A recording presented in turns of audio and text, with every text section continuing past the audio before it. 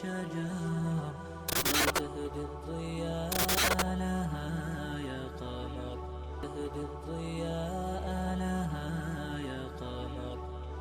asalaamu calaykum waraxmatullaahi wabarakaatu. waxaan filayaa inay maskaxdaada ku jirtay maalin inaad bilaabi doonti ganacsi adiga kuu gaara, ganacsi aad adigu mulkiile ka tahay, inaad dareento xorriyad dhaqaale iyo mid shakhsiyadeedba. dhallinta maanta caalamka ku nool oo dhan waxay bilaabeen waxa la yidhaahdo freelancer, shaqo xor ah, shaqo ay ayagu u madax bannaan yihiin. ha noqoto kuwa ka shaqaysta internetka ama kuwa bilaabay mashaariic yaryar oo iyaga u gaar ah. ogow intaad qof bini'aadan ah oo adiga kula mida aad u shaqayn lahayd, waxaa fiican inaad adigu dhiiqada faraha gashato, kadibna aad kala soo baxdo dheemanka ku jira. halkan maantay waxaan kuugu soo gudbinayaa 6 tillaabo oo aad ku bilaabi karto kuuna sahlaayo ganacsi adiga kuu gaar ah. ugu horrayn, waxaa jirta xigmad dhahaysa in la bilaabo ganacsi guulaysta oo shakhsiyadeed ma ahan mid uu qof walba samayn karo. keliya waxaa samayn karo the right people, dadka saxda ah, dadka ay ka go'an tahay inay gaaraan madax bannaani iyo iskutashi, dhabar adeegna muujiya, dadka mar walba u heelan sidii uu guul u gaari lahaa. waa dadkaas kuwa ku guulaysta ganacsiyadooda. soomaalida intooda badan waxay ka aaminsan yihiin ganacsiga inuu yahay xarash iyo madax ama bakhtiya nasiib, oo qofkii nasiibku saacido uu meel sare ka gaarayo. taasi waa waxay iska dhaadhiciyeen dad badani. waa sax, nasiibku waa jiraa, laakiinse goormuu imaadaa nasiibku? nasiibku wuxuu imaadaa shaqo adag iyo dadaal dheer kadib. daraasad la sameeyey ayaa lagu ogaaday tayada ganacsiga iyo heerkiisa inay ku xidhan tahay aqoonta uu qofku u leeyahay ganacsiga iyo sida uu khatarta ula macaamilayo. tirada iyo tayola'aanta ganacsiyada Soomaalida ay leeyihiin intooda badan waxaa kow ka ah inaysan lahayn yool cad oo ganacsigan loo aas-aasay. keliya ay ka tahay waa ganacsi ee iska gal. taasina waa mid mooraal jab ku riday dadyow fara badan oo daafaha dunida ku nool.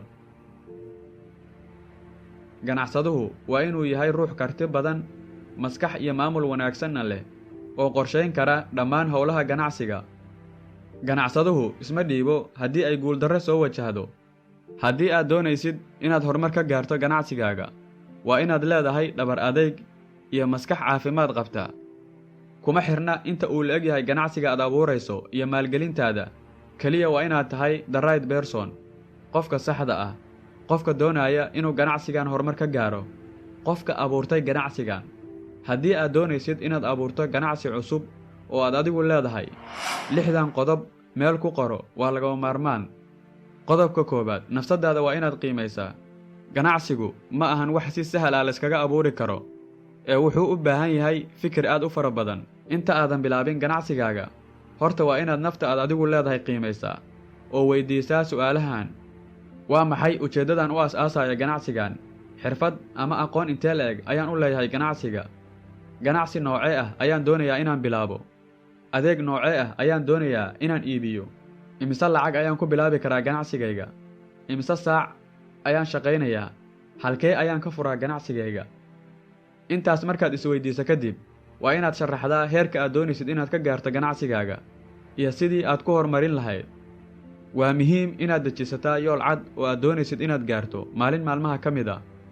qodobka labaad, waa inaad isweydiisaa diintu maxay ka qabtaa ganacsigayga? ma mid xalaala mise waa mid xaaraan ah? waxaad arkaysaa ganacsiyo waaweyn oo sumcad iyo maqaam sare sheeganayo, bulshadana bullaacad ka iibinayo. waxaan filayaa inaad fahantay ujeeddadayda. ujeeddada oo kooban waa inaad abuurtaa ganacsi uu Alla subxaana wa tacaala raalli ka yahay. qodobka saddexaad, qorshe samee. qorshuhu waa halbowlaha ganacsi kasta. qorshuhu muxuu noqon karaa? qorshuhu waa wax walba oo uu u baahan yahay ganacsigaagu, sida lacagta, dhulka iyo shaqaalaha. intaba waxay u baahan yihiin qorshe lagu nidaamiyo. qorshe la'aanna wax kala soconaya ma leh. waa inaad samaysataa qorshihii aad ku maamuli lahayd ganacsigaaga. waa inaad warqad ku qorataa saacadaha soo socdo, sannadaha soo socdo iyo bilaha soo socdo meeshii aad gaari lahayd. qodobka afaraad, waa inaad maalgelisaa fikraddaada.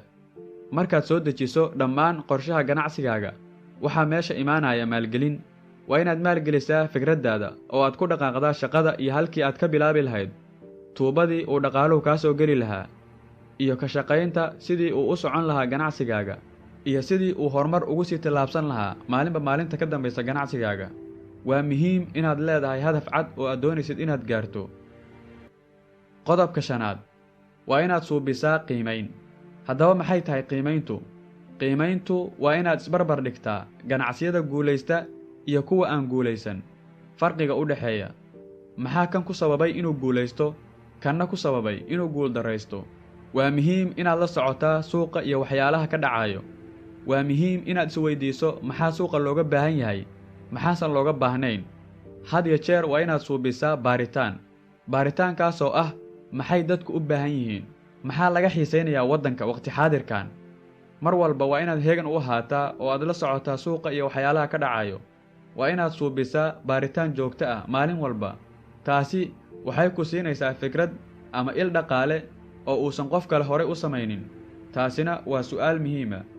qodobka 6: hal abuur joogto ah. haddaba su'aashu waxay tahay, waa maxay hal abuur?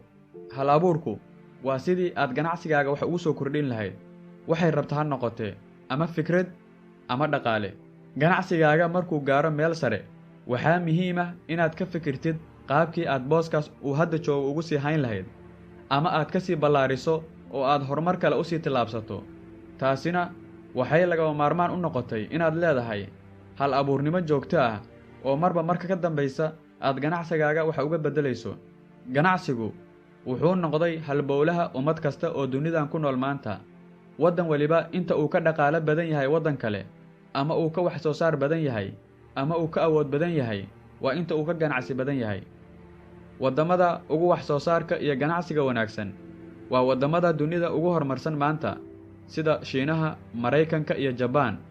haddaba markii aad doonaysid inaad abuurto ganacsi, waa inaad isweydiisaa su'aalahan: 1. fikraddayda ganacsi ma tahay mid wanaagsan oo dadka anfacaysa?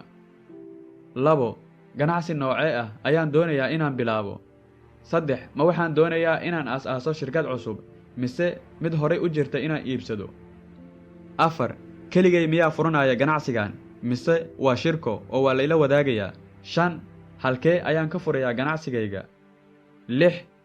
faa'iido intee la'eg ayaan ka helayaa ganacsigan doonayo inaan hadda abuuro? waa muhiim inaad isweydiiso 6dan su'aal markii aad doonaysid inaad abuurto ganacsi.